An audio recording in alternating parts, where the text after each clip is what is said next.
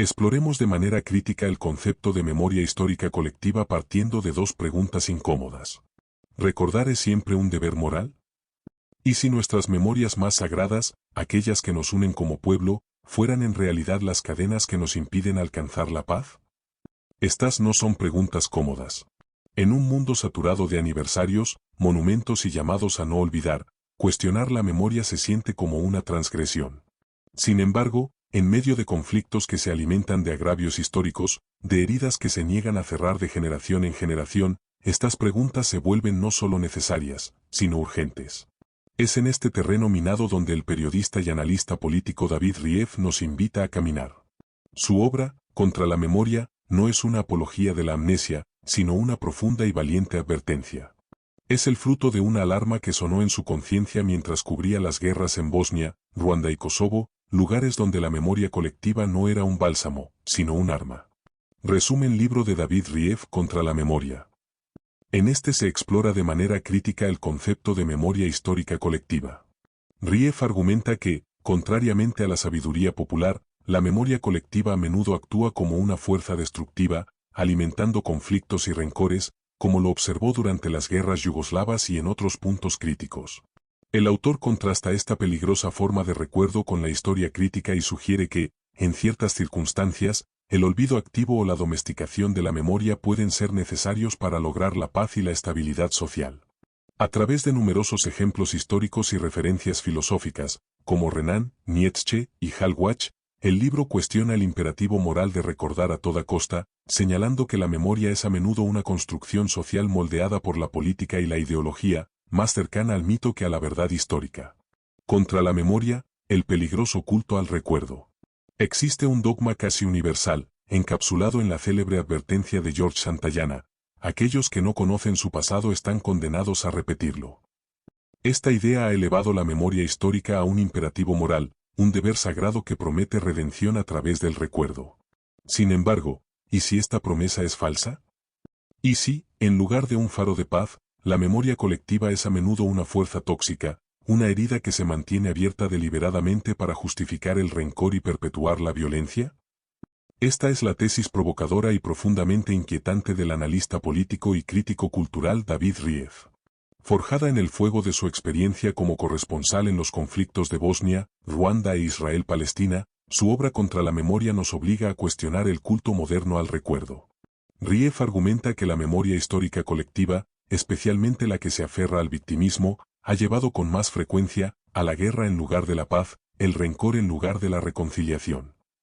Este texto explora esa peligrosa cara oculta de la memoria, desafiando la idea de que recordar es siempre, y en todo lugar, un acto virtuoso. La memoria colectiva, mito, política y emoción.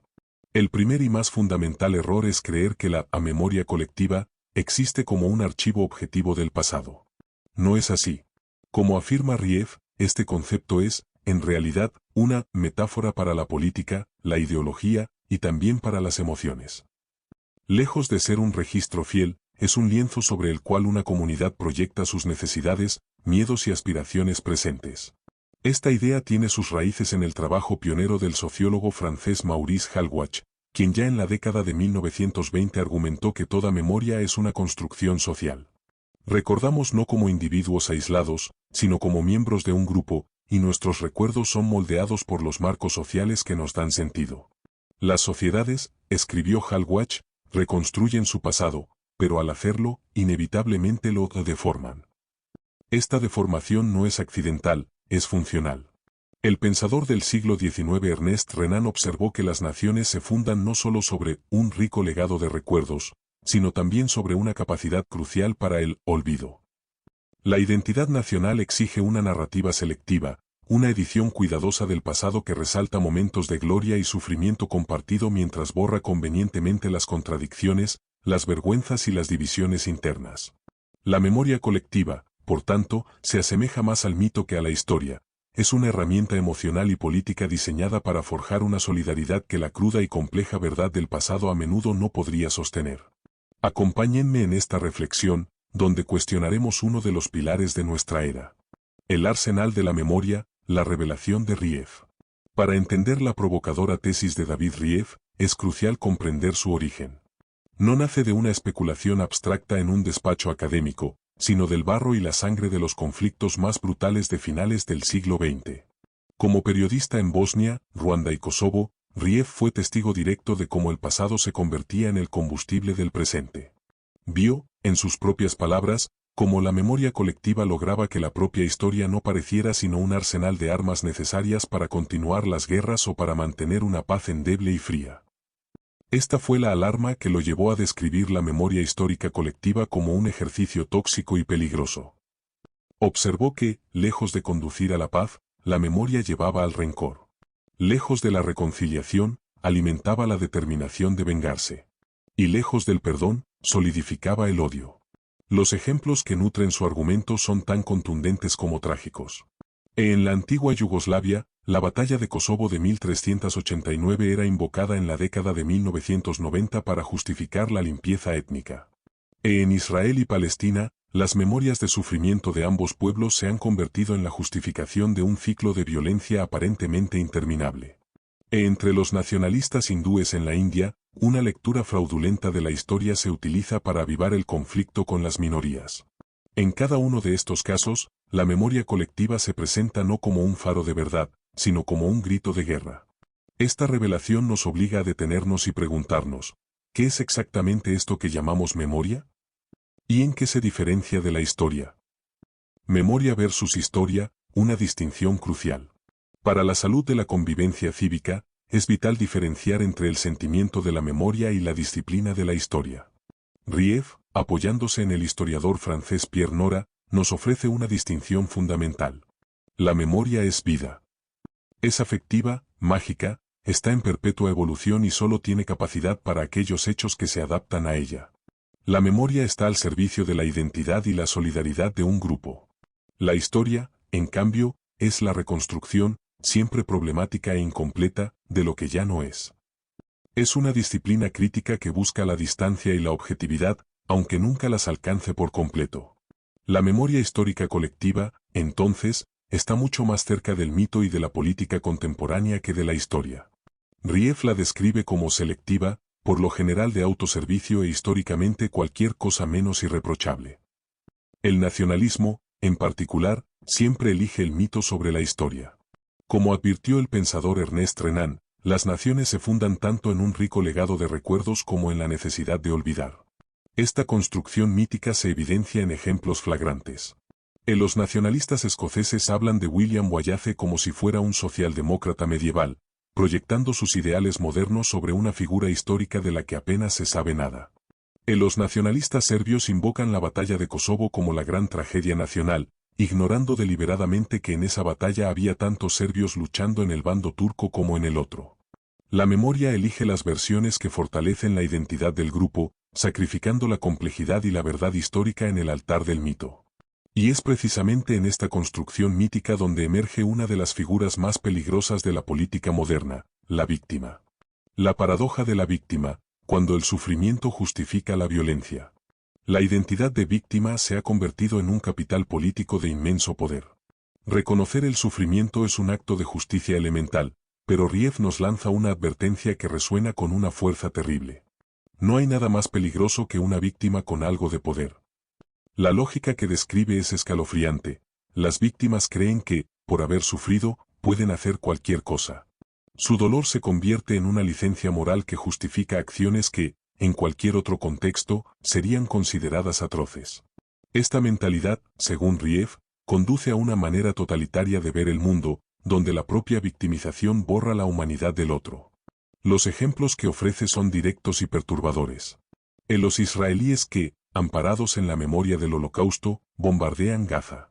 Los tutsis en Ruanda que, tras sobrevivir a un genocidio, cometen actos de violencia justificados por su propio sufrimiento. Esta paradoja se extiende a lo largo de la historia reciente. En la mente de sus perpetradores, afirma Rieff, todo gran crimen del siglo XX ha sido, en última instancia, un acto de legítima defensa. El miedo y la victimización autopercibida se convierten en el motor que justifica la atrocidad. Esto nos enfrenta a un dilema fundamental para las sociedades que intentan sanar. ¿Qué sucede cuando la demanda de justicia para las víctimas choca con la necesidad de paz para todos? La paz o la justicia, el dilema de la transición. Las sociedades que emergen de dictaduras o guerras civiles se enfrentan a un equilibrio casi imposible. Las demandas morales de verdad y justicia para las víctimas a menudo entran en conflicto directo con la frágil posibilidad de construir una paz duradera. Rief es implacable al respecto. Los que dicen que no puede haber paz sin justicia, simplemente se están engañando a sí mismos. La historia, argumenta, está repleta de ejemplos en los que se tuvo que elegir. En los que el olvido o la impunidad se convirtieron en el doloroso precio a pagar por la paz y la democracia. Analicemos algunos de los casos que cita. En España, tras la muerte de Franco, la transición a la democracia se cimentó sobre el llamado Pacto del Olvido. Fue una decisión consciente de no remover el pasado para poder construir un futuro. En Chile, al final de la dictadura, se le otorgó impunidad a Pinochet. ¿Por qué? Porque el ejército chileno seguía siendo una amenaza real y la necesidad de consolidar la democracia era, en ese momento, simplemente más apremiante que la necesidad de justicia. En Sudáfrica, la célebre Comisión de la Verdad y la Reconciliación, a pesar de su nombre, tomó una decisión pragmática: la justicia ocuparía el segundo lugar para alcanzar la paz. Se ofreció amnistía a cambio de verdad, priorizando la cohesión nacional sobre el castigo. Estos casos no buscan justificar la impunidad, sino demostrar una realidad incómoda. A veces, para que una sociedad sobreviva, debe tomar decisiones trágicas. Es en este contexto que Rief presenta su tesis más provocadora: la defensa moral del olvido como una herramienta política legítima y, en ocasiones, necesaria. Síntesis: el elogio del olvido y la tiranía del recuerdo. Llegamos así al núcleo de esta reflexión. La memoria colectiva, lejos de ser un imperativo moral sagrado e incuestionable, es una construcción política y emocional. Se prioriza porque ofrece solidaridad, pero es una solidaridad a menudo cimentada en el trauma y el deseo de venganza. Rief la describe como una alza del ego colectivo y, en su peor faceta, como un agujero negro cognitivo del que la razón histórica difícilmente puede escapar. Frente a la tiranía del deber de memoria, surge una posibilidad radical: el deber de olvidar. En ciertos contextos, argumenta Rief, olvidar no es un acto de cobardía, sino la opción más ética y constructiva. Es la única forma de romper los ciclos de violencia que se perpetúan cuando las nuevas generaciones heredan los odios de las anteriores. Como él mismo afirma, lo que garantiza la salud de las sociedades y de los individuos no es su capacidad de recordar, sino su capacidad para finalmente olvidar. Quizás la verdadera madurez de una sociedad no resida en recordar cada herida, sino en saber cuáles debe, por fin, dejar sanar. Volvamos ahora a las preguntas con las que iniciamos este viaje. ¿Recordar es siempre un deber moral? No, no siempre. El trabajo de David Rief demuestra que la memoria colectiva puede ser una herramienta de odio y venganza, un arsenal para perpetuar la guerra. En tales casos, el imperativo moral puede ser, paradójicamente, el olvido para alcanzar la paz. ¿Y si nuestras memorias más sagradas fueran las cadenas que nos impiden alcanzar la paz? La reflexión sugiere que, efectivamente, pueden serlo. Cuando se convierten en mitos nacionalistas, en justificaciones para la violencia o en un culto a la victimización, estas memorias sagradas impiden la reconciliación y la construcción de un futuro que no sea una repetición del pasado. Son cadenas que nos atan a los fantasmas que deberíamos aprender a dejar ir.